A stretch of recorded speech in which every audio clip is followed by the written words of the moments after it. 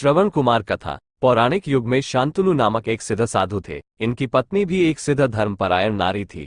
कहानी उस समय की है जब शांतनु और उनकी पत्नी बहुत वृद्ध हो चुके थे और उनकी आंखों की रोशनी भी चली गई थी। इन दोनों का एक पुत्र था जिसका नाम था श्रवण कुमार। श्रवण कुमार बहुत ही सरल स्वभाव का व्यक्ति था। माता पिता के लिए उसके मन में बहुत प्रेम एवं श्रद्धा थी। वो दिन रात अपने माता पिता की सेवा करता था, अपने माता पिता का बच्चों की तरह लालन पालन करता था। उसके माता पिता भी स्वयं को गौरवशाली महसूस करते थे और अपने पुत्र को दिन रात हजारों दुआएं देते थे। कई बार दोनों एक दूसरे से कहते कि हम कितने धन्य हैं कि हमें श्रवण जैसा मातृभक्त पुत्र मिला, जिसने स्वयं के बारे में ना सोचकर अपना पूरा जीवन वृद्ध नेत्रहीन माता पिता की सेवा में लगा दिया।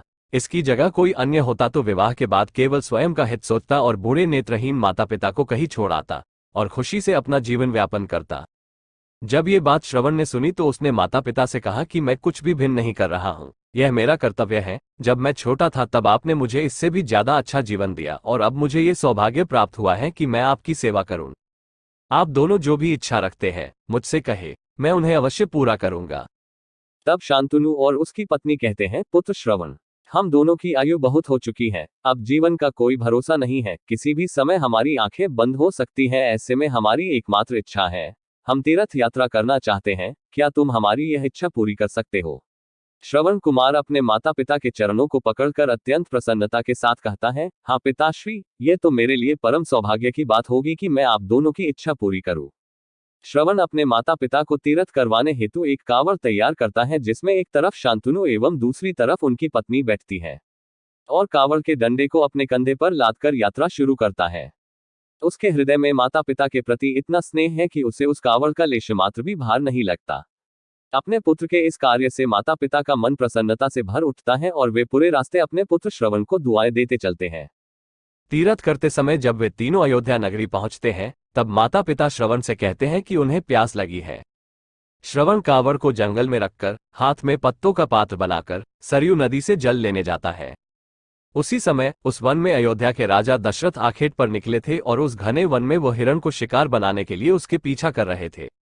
तभी उन्हें घने जंगल में झाड़ियों के पार सरयू नदी से पानी की हलचल की आवाज आती है। उस हलचल को हिरण के पानी पीने की आवाज समझकर महाराज दशरथ शिकार के उद्देश्य से तीर चला देते हैं और उस तीर से श्रवण कुमार के हृदय को आघात पहुंचता है, जिससे उसके मुंह से पीड़ा भरी आवाज निकलती है, जिसे सुन दशरथ स्तब्ध रह जाते हैं और उन्हें अनहोनी का एहसास होता है और वे भागकर सरयू नदी के तट पर पहुंचते हैं, जहां वे अपने तीर को श्रवण के हृदय में लगा देख भयभीत हो जाते हैं और उन्हें अपनी भूल का एहसास होता है।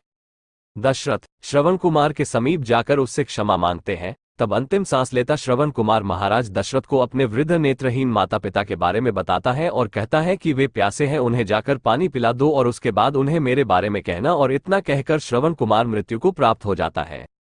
भारी हृदय के साथ महाराज दशरथ श्रवण के माता पिता के पास पहुंचते हैं और उन्हें पानी पिलाते हैं। माता पिता आश्चर्य से पूछते हैं, उनका पुत्र कहाँ है? वे भले ही नेत्रहीन हो पर वे दोनों अपने पुत्र को आहट से ही समझ लेते थे।